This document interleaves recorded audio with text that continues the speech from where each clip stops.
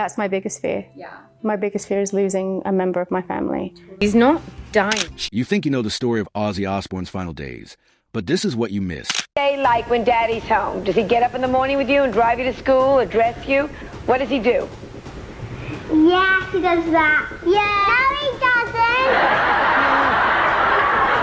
He doesn't even have his driver's license.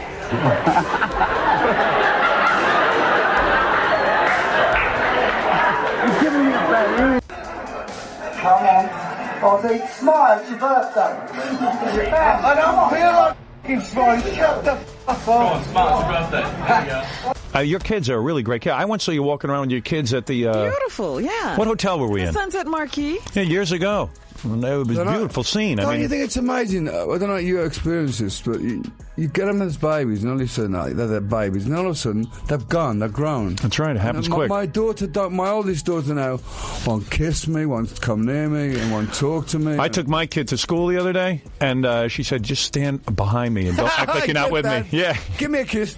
No. Get like an ear thrown at my face. Isn't it kind of weird? And didn't you always think that your kids would think you were the coolest? No, but I mean, I was always trying to be overly nice. Do you want that, honey? Do you want that, honey? What the hell do you want? To a smile, you know? You know, Parkinson's is really tricky. We don't know good days from bad days until you're in it. But wait until you hear what Kelly Osbourne did to honor her dad. Because it wasn't just music. It wasn't just words. It was a tribute that shook fans to their core. And trust me, we haven't even scratched the surface yet. For decades, Ozzy Osbourne had lived with the shadow of illness hovering close. They had him on so many drugs. I mean, the list of drugs was unbelievable. I haven't succumbed to the pain pills and all that, because it's dangerous. I had a problem with them before, so... How hard has that been for you to stay away from those? Well, it's kind of like I'm a junkie anyway, so it's like I have to really... I can't have it in my possession. I have to have a nurse with me now everywhere I go.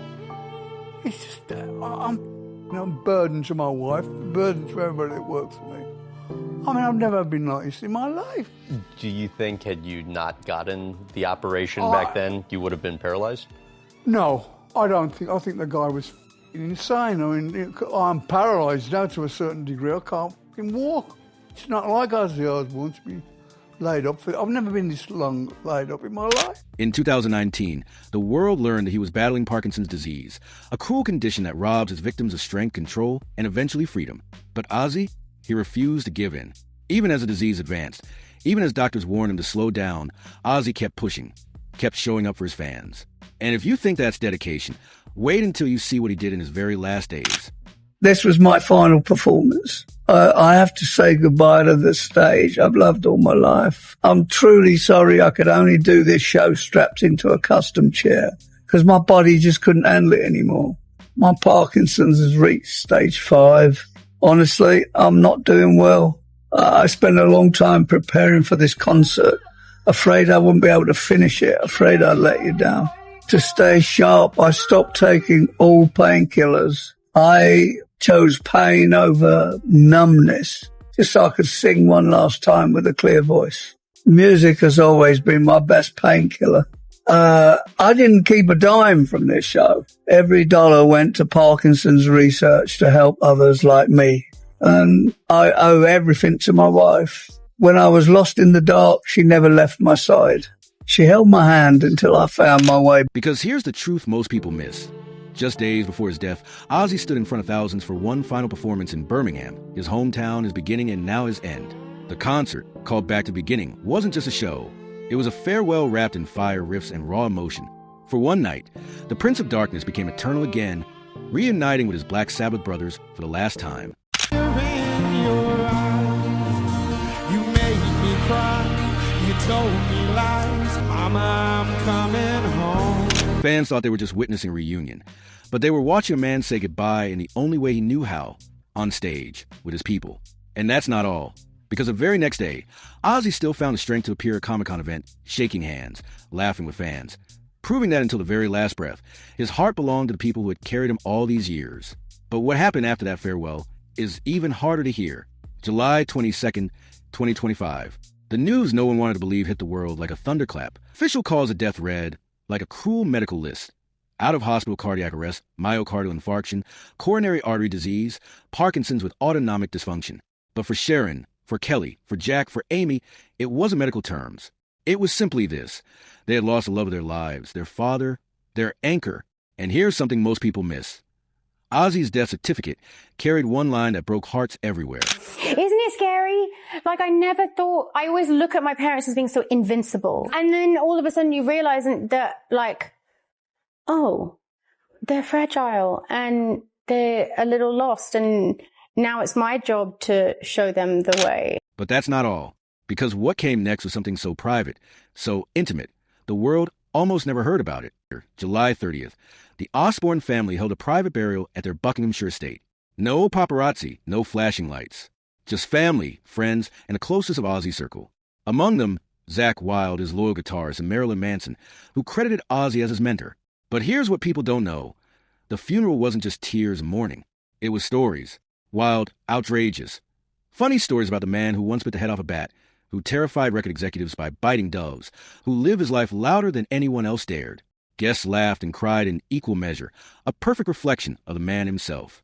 And at the center of it all was Sharon, silent, dignified, holding her children close. You would drive your mother up the fucking wall on a regular basis. I was in a lot of pain.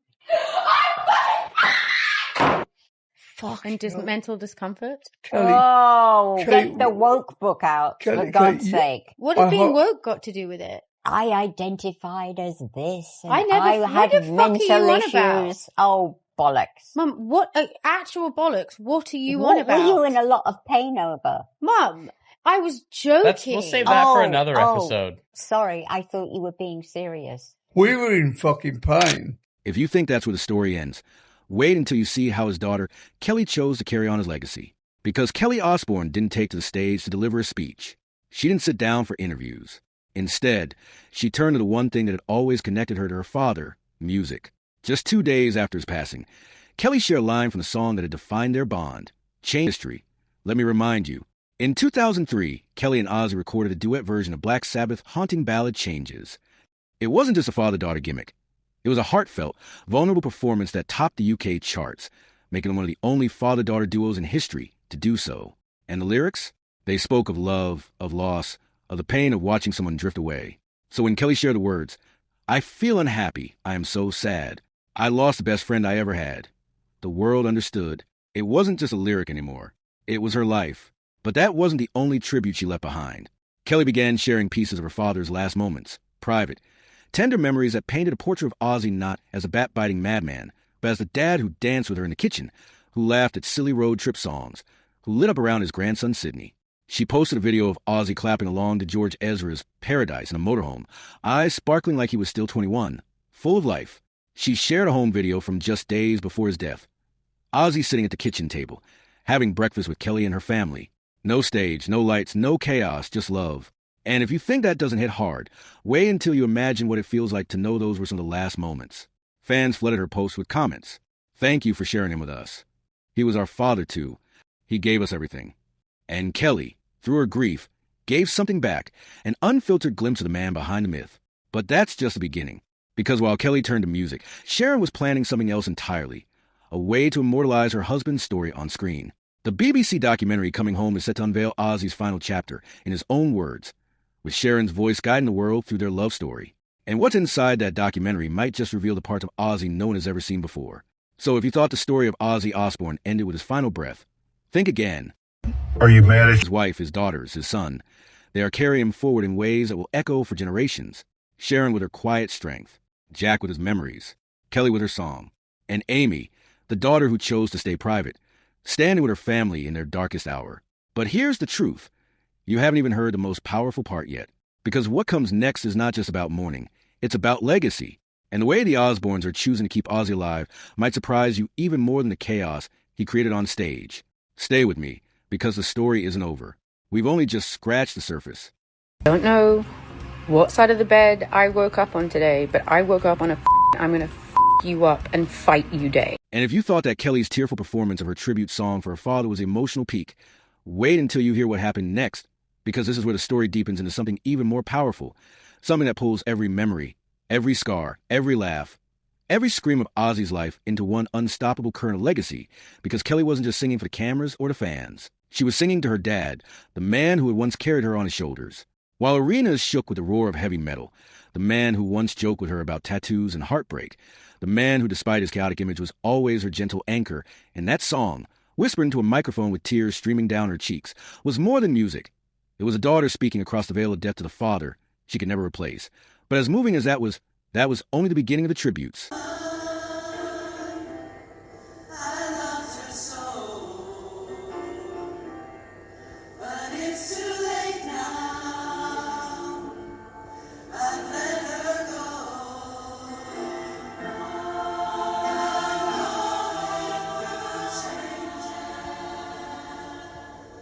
That song stands for so much in our family. And just days before his death, Ozzy attended Comic-Con, smiling with fans, signing autographs, proving once again that his connection to people was stronger than pain. And then came the farewell concert, back to the beginning, where he reunited with Black Sabbath in Birmingham for one last eruption of sound. And fans didn't realize it then, but they were watching history, the last roar of the Prince of Darkness in the very city where it all began. And if you thought that show was simply a goodbye, no, it was much more. It was a coronation. It was a reminder that even as his body failed, his soul was immortal.